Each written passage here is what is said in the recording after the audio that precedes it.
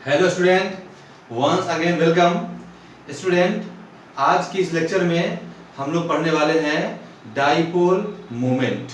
ठीक है, तो क्या पढ़ेंगे? Dipole moment. और देखते हैं ये डाइपोल मोमेंट क्या होता है और इसका एप्लीकेशन क्वेश्चन में कैसे करेंगे। ओके, तो जो आज का टॉपिक है ये है डाइपोल मोमेंट। इसको रिप्रेजेंट करते हैं म्यू से। ठीक है, इसका डेफिनेशन बोला जाए, इसका डेफिनेशन क्या होगा? It is the product of electric charge. इसका अगर डेफिनेशन बोले तो ये हो जाएगा, it is the product of electric charge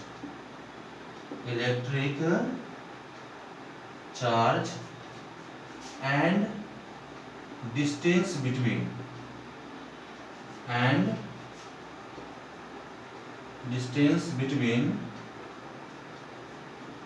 positive and negative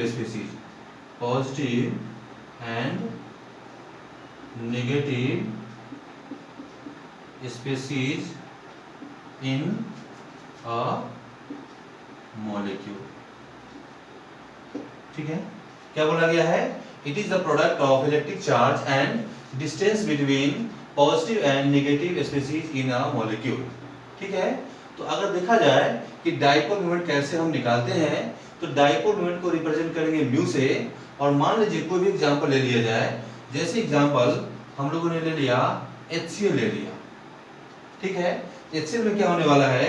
HCl में ये होने वाला है कि ये डेल्टा नेगेटिव हो जाएगा और ये हो जाएगा डेल्टा पॉजिटिव। क्यों? बिकॉज क्लोरीन जो होता है ये होता है मोर इलेक्ट्रोनेगेटिव, तो ये इलेक्ट्रॉन क्या करेगा? अपनी तरफ खींच लेगा, विड्रॉ कर लेगा।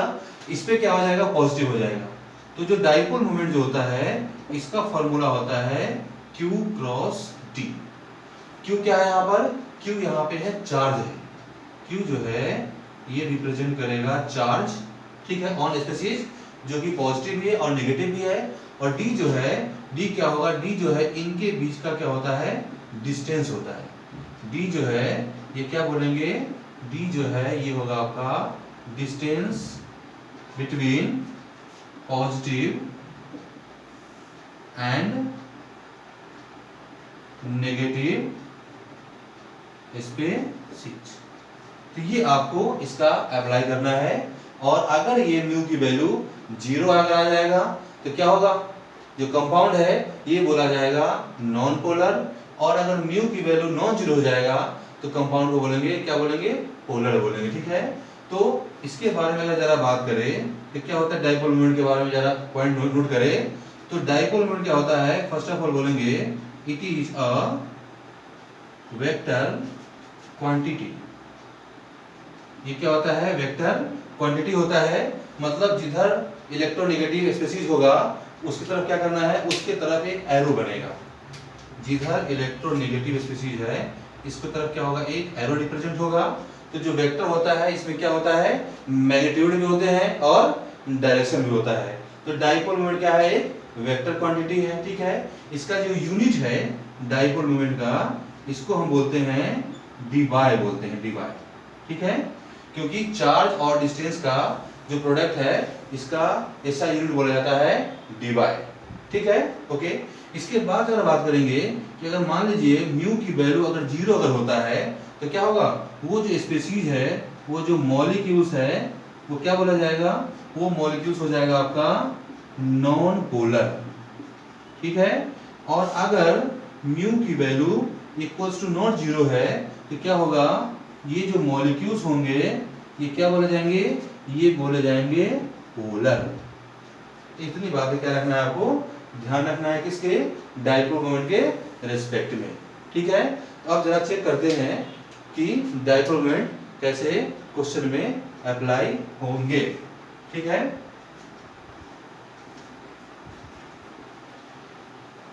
तो डाइपोल मोमेंट की अगर बात करें किसमें?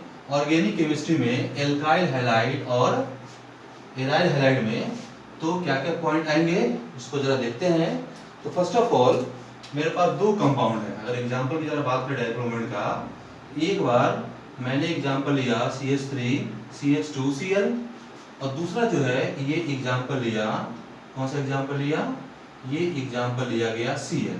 ठीक है, तो क्या देखेंगे इन दोनों में कि अगर मान लीजिए ये अगर μ1 है और ये क्या है μ2 है, तो अपने को बताना है कि किसकी वैल्यू ज्यादा होगी, μ1 ज्यादा होगा या μ2 ज्यादा होगा।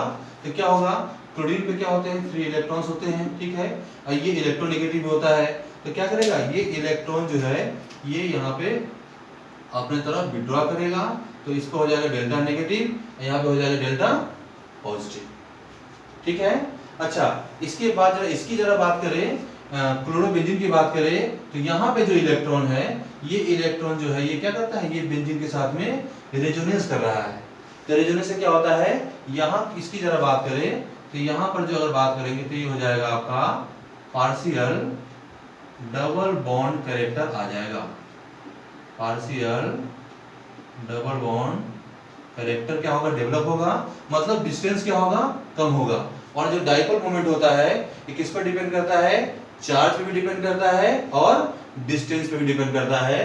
तो क्या होगा, यहाँ पर चार्ज जो है वो कार्बन और क्लोरीन का दोनों जगह सेम ही होगा, और डिस्टेंस जो है ये क्या होगा, ये यहाँ पे शॉर्टर हो जाएगा, ये जो डिस्टेंस है ये क्या होगा, शॉर्टर हो जाएगा। तो इसके लिए क्या बोलेंगे कि μ1 की वैल्यू जो होगी ये क्या होगी, ये आपका ज्यादा होगा।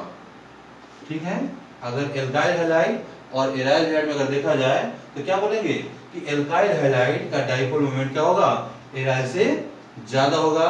रीजन है रेजोनेंस और पार्शियल डबल बॉन्ड कैरेक्टर। और ये भी आपको जानना जरूरी है, यहाँ पर जो कार्बन है ये क्या है, ये कार्बन आपका sp2 होता है, जो कि क्या होता है, इलेक्ट्रोनेगेटिव होता है। ये अपने तरफ क्या करेगा, अपने इलेक्ट्रॉन को विड्रॉ करेगा, खींचेगा। ठीक है, इसके बाद अगर जरा बात करें तो जैसे मैंने दूसरा एग्जांपल लिया, इसमें अगर हम बात करेंगे CCl4 का, इसका नाम होता है कार्बन टेट्रा क्लोराइड। ठीक है, इसमें क्या होने वाला है, इसमें ये होने वाला है कि कार्बन टेट्रा क्लोराइड जो होता है इसका जो डाइपोल मोमेंट होता है ये क्या होता है, ये होता है 0। कार्बन टेट्रा क्लोराइड में जो डाइपोल मोमेंट आएगा वो क्या होगा, ये हो जाएगा आपका 0, क्योंकि ये एक वेक्टर क्वांटिटी है। और जब डाइपोल मोमेंट 0 हो जाएगा तो इसको हम बोलेंगे नॉन पोलर बोलेंगे। क्या बोलेंगे, नॉन पोलर। ठीक है, और एग्जांपल देखें तो किसका एग्जांपल ले सकते हैं, अगर मान लीजिए आपने एग्जांपल लिया CH3 CH2 और CH डबल बॉन्ड CH और Cl, और दूसरा एग्जांपल लेंगे CH3 CH2 CH2, कितने कार्बन इसमें है, 1 2 3 4, तो 1 2 3 और यहाँ पर भी 4 कार्बन क्या लेंगे, ये स्पेशल लेंगे।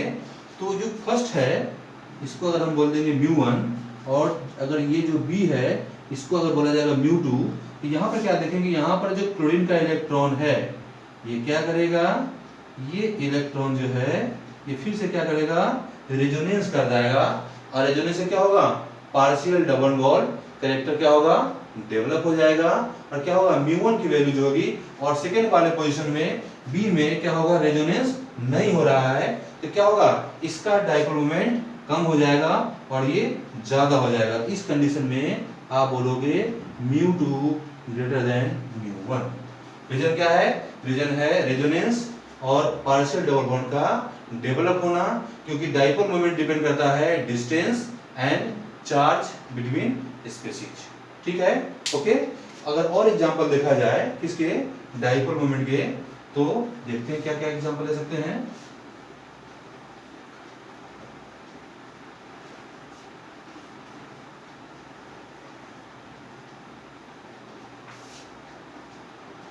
देखिए, और अगर देखा जाए डाइपोल मोमेंट, तो अगर मान लीजिए यहां पर हमने क्या ले लिया, CH3Cl ले लिया, और फिर क्या ले लिया, CH3 और F ले लिया।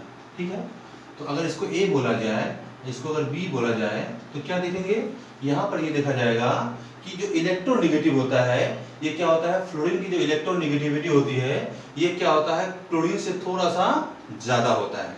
ठीक है, बट जो क्लोरीन है ये जो क्लोरीन है इसका साइज क्या होता है, फ्लोरीन से ज्यादा होता है, तो जो बॉन्ड लेंथ है ये क्या होगा, इस वाले कंडीशन में, फर्स्ट वाले कंडीशन में क्या होगा, ज्यादा हो जाएगा।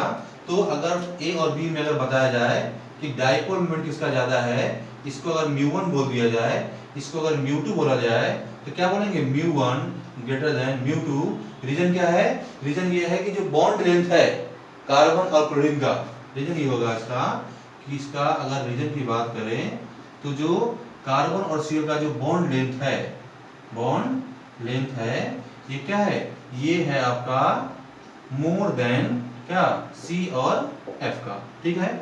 दूसरी बात ये है कि फ्लोरीन का चार्ज जो है वो ज्यादा आता है क्लोरीन से, बट थोड़ा सा स्लाइटली ज्यादा होता है। तो अगर दोनों का प्रोडक्ट करेंगे चार्ज और डिस्टेंस का, तो क्या होगा, आपका जो एल्काइल क्लोराइड जो है, मिथाइल क्लोराइड जो है, ये क्या होगा, क्लोरो डेरिवेटिव क्लोरो से क्या होगा, डोमिनेट कर देगा, ठीक है। इसका आपको ध्यान रखना है।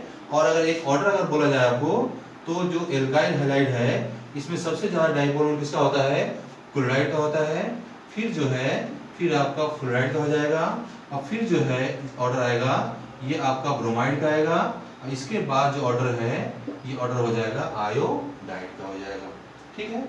और अगर नेक्स्ट एग्जांपल लें, तो नेक्स्ट एग्जांपल की जरा बात करें, अगर मान लीजिए आपके पास में CH3Cl है और दूसरे बारे में क्या है, CH,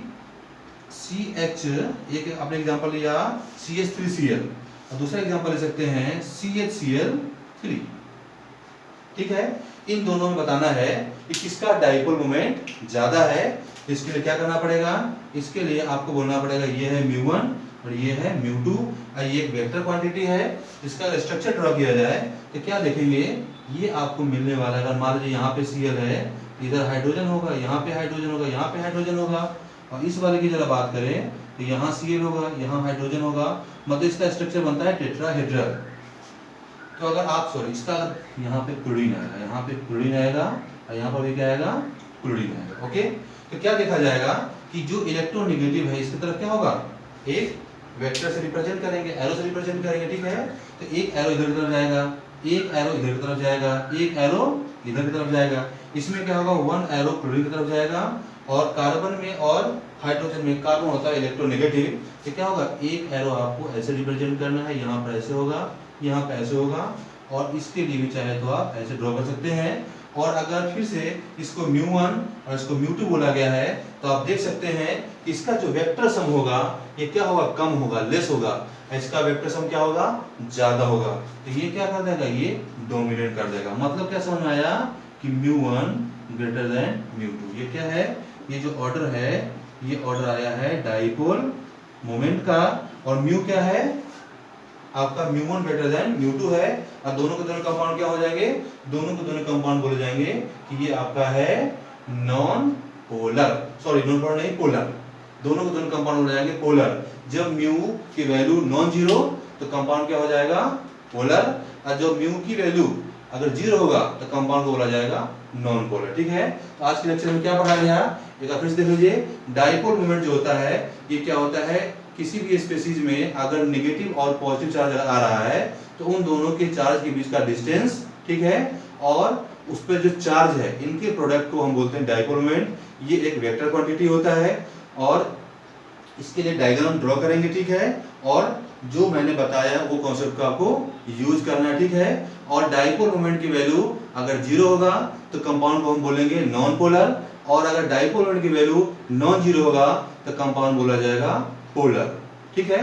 तो ये सारे कॉन्सेप्ट को आपको रिवाइज करना है, और जो क्वेश्चन आएगा उसको क्या करना है, इसमें कॉन्सेप्ट को उसका अप्लाई करना है, ठीक है। तो मुझे उम्मीद है कि आपको अच्छे से लेक्चर समझ में आया होगा, ठीक है। क्वेश्चन करना है, प्रैक्टिस करना है, ठीक है।